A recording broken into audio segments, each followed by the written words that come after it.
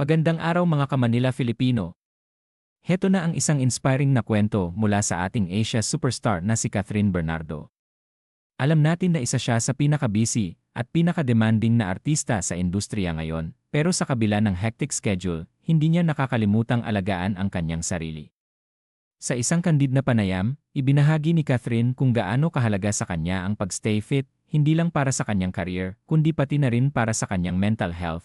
Ayon kay Catherine, malaki ang epekto ng regular na pag-workout sa kanyang trabaho bilang aktres.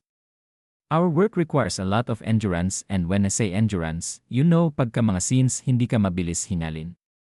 Our work requires a lot of energy, and I think working out really helped me with that endurance that need dito sa work ko, ani niya. Bilang isa sa mga aktres na laging may challenging roles at mabibigat na eksena, malaking tulong para kay Catherine na may matibay na resistensya at malakas na pangangatawan. Pero hindi lang physical na aspeto ang natutulungan ng fitness routine ni Catherine. Malaking bahagi rin ito ng kanyang mental health care. You feel good, so you try to work out before or after work because it's a nice reset button for me, like for an hour you don't need to think about anything, paliwanag ng actress. Ang isang oras na workout, ayon kay Catherine, ay nagsisilbing pahinga at paraan niya para makalimot pansamantala sa stress ng trabaho at buhay showbiz. Pagdating naman sa pre-workout routine, simple lang ang style ni Catherine. Sometimes, we'll have Noi coffee or Noi matcha, or sometimes eggs maybe. Pero if I have time, if maaga ako magising, I like to have light breakfast, kwento niya.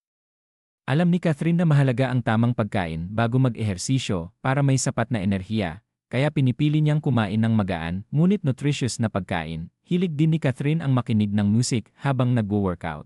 At depende raw ito sa mood niya sa araw na yon.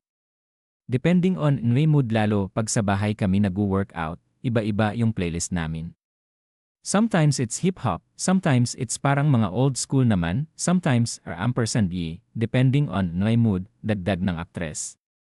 Para kay Catherine, ang tamang playlist ay malaking tulong para maging motivated at mas ganado sa bawat routine. Sa kabuuan, makikita natin kung gaano pinapahalagahan ni Catherine Bernardo ang kalusugan at kabuuang well-being niya. Kahit busy sa trabaho at iba't ibang commitments, ginagawan niya ng paraan na magkaroon ng oras para sa sarili. Isang napakahalagang reminder para sa atin na kahit gaano tayo ka-busy, kailangan pa rin nating unahin ang ating kalusugan. Mga ka-Manila Filipino, kayo ba ay inspired sa fitness journey ni Catherine Bernardo? Ano ang workout routine na makakatulong din para sa inyo? I-share na ang inyong komento sa baba at huwag kalimutang i-like at i-share ang video na ito para mas marami pa ang ma-inspire sa ating Queen Catherine.